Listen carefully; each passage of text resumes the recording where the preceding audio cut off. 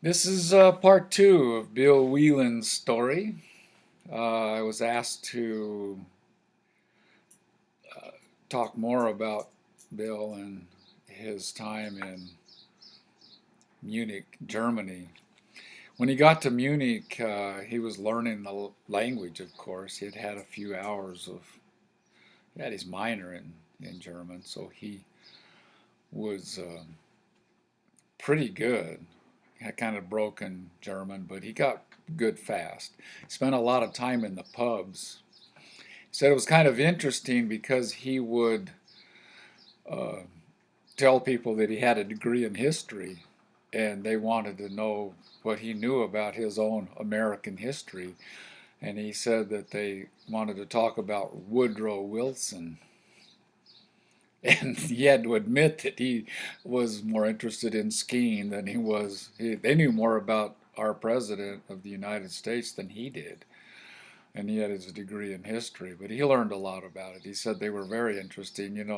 After World War One, they decided on war reparations, and the German people were reeling from after the World War Two, they had money that they owed the Allied nations that came in. So he got an education, and he bought a Volkswagen and spent a lot of time on the Autobahn, traveling all over, Europe and I bought a bicycle too. Spent a lot of time bicycling, and he met Ava, that I've mentioned earlier, named after Eva Braun, the mother, a big supporter of Adolf Hitler, and that really helped his English. And they got married, and she's a Capricorn too, same as Bill, and as the myths go, it takes a Capricorn to deal with a Capricorn. Sometimes life is tough. And they had two boys, Hal and Mick, while they were in Germany. And he taught school at the embassy for a number of years. And the boys were very small when they decided to come to America. And Eva had to, she was married to an American citizen, so her citizenship was, they had to be married for 5 years, whatever the rules are. But Hal and Mick had to learn English, start learning English on the boat. They took a boat over to America, and he, of course, Eva was working on her English too. She had had a few classes in English and was learning from Bill. And they ended up in Southern California, where Bill's, home was, and he started teaching school in San Clemente, and spent a lot of time. This was in the early 70s, late 60s, early 70s, and a lot of turmoil was going on. They had an oil embargo. The economic times were tough. A lot of student unrest. The Vietnam War was going on heavy, and Bill started reading the Mother Earth news and thought that he should go back and live on the land again. And they thought about gardening, and he was raised in Iowa where his grandparents, pretty sure that it was his mother's family's farms, his grandfather from his mother's side that owned the farm ground. And he worked a lot on it with tractors, and so he had some familiarity with growing gardens. And of course, Eva was way into gardening and knew how to live out on the land, and a very capable couple. And about this time during the upheaval, Bill's father, the dentist, had retired sold his practice. Eddie took over, and I, I kind of think that he felt bad about him not being of service anymore. He was a Libra too, and uh, he shot himself. Bill's dad, with a 20 gauge shotgun. He felt like, he'd done all he wanted to in the life, and he gave it up. And again, Bill, of course, that was his father, and there was some some stuff that was going on between he and Bill. I'm sure he had father issues. The mythologists tell us that if you marry someone of your same sun sign, you're dealing with the father issues, as Bill did, and I think he married a female version of his father somewhat, and he had to deal with that and him. But that left there was an insurance policy that Bill had, or that Bill's dad had, and Bill ended up with a little chunk of money. And at that time, he thought, well, why not? He had heard about some land in Arkansas around the Ozarks that he could purchase, get a down payment on. Beautiful piece of property right along the Buffalo River up from Jackson County, or not Jackson, Jasper County, Arkansas, up from Conway. Beautiful country, pine trees everywhere, a flowing big river right through the edge of their property. And they bought a beautiful little hardwood 2-bedroom house, and Eva was in heaven because she's from Germany where it rained a lot. It was green and it was beautiful. And they lived there for a few years, and this is where he met Ace in Arkansas after he had taught school for a few years in California. They moved to Arkansas, and they were living out on the land. And I believe this is where Ben was born. I'm pretty sure that that's what happened. And he got in with a group of, mostly hippie types, that were traveling around at the time, came from, you know, uh, probably some, young people that were born in the 50s, late 40s and 50s, that were trust kids, came from well-to-do families, and they, Vietnam War uh, activists that, wanted to against the war. And Bill and Eva lived in Arkansas for a number of years. And Bill owed money on the farm. He only had a down payment for the farm, and so he got a little bit into some things that could have potentially been legally harmful to him, and he needed to get out of town.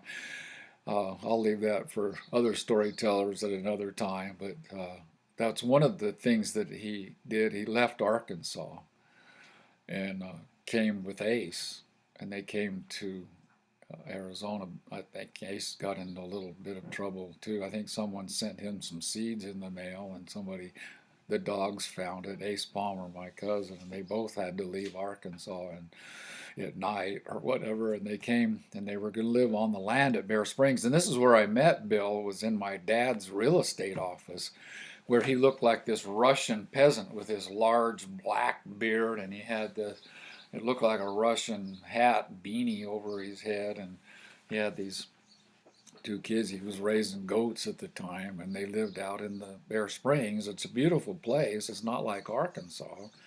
It had some big cottonwood trees and some ponds to swim in, but it was mostly desert. And there was a little small camp trailer is what they had that belonged to the Bigler family that they could use, but it was old, very old, and it needed cleaned out. It had mice and stuff in it. And Eva called it the scum box. She had to live in the scum box after this beautiful 2-bedroom hardwood floor, beautiful Arkansas property. And she wasn't real happy about that, but she made the best of it. And they grew gardens and raised goats, and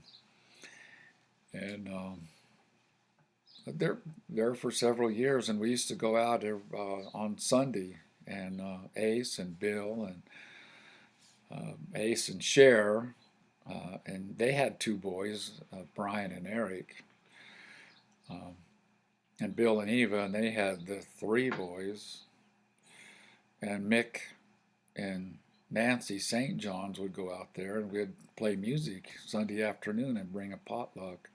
And one day we were sitting around. It happened about every Sunday, and someone mentioned that it's a little bit like church. So, well, we'll just start our own church. It's called the Church of Crud. And this is what started with us couples. And had a lot of fun with it for a number of years. Bill and Eva and Nick and Nancy. And Ace and Sharon, the boys. Mick and Nancy had two boys too, and I'm the one that had the girls, and eventually had a son. But, Bill lived there for a number of years and decided that he had had enough of Bear Springs after a few years and moved to Santa Fe, where he worked in an art gallery. He's been doing art for years and years. And Bill and Eva split up. They had a divorce, and Bill ended up selling the property in Arkansas. And then he was there for, I'm not sure how many years he spent in Santa Fe, but a number of years, and was surprised at what art was selling. And he had modern art. Some of his art was really terrific. Some of it looked like he was splashing, ink up on the canvas. I mean, it's the eye of the beholder, I'm sure, and we should post that at some time. I'll probably take pictures of it and we'll put it on another YouTube. Uh, Pictures of his life and stuff like that's coming down. I'm mostly telling his life story. And then Bill ended up in Tucson for a number of years. He spent a lot of time at the library. Bill read voraciously. He liked the magazine articles, and he would peruse the the New Yorker and the Times and the Newsweek, and then they would suggest reading books, and he would check out. Sometimes when he lived here, he'd have a half a dozen books that he'd check out from the library for a 2 week period. And he kept wanting me to. I'd read a couple of books a month, and he'd read 12 or 15 books a month. And he was well read, and he kind of lost his hearing a little bit. He had to wear a hearing aid, and it was kind of hard to communicate with him sometimes, near the last part of his life. And so Bill, God, we miss him. He had an easy laugh, and he was easy to be around. He liked to sing, and he liked to dance, and he liked to talk a lot. So I think I'm going to save some more of the story for another time, but this will give us a little. It might be a part 2 or 3 series. We'll see.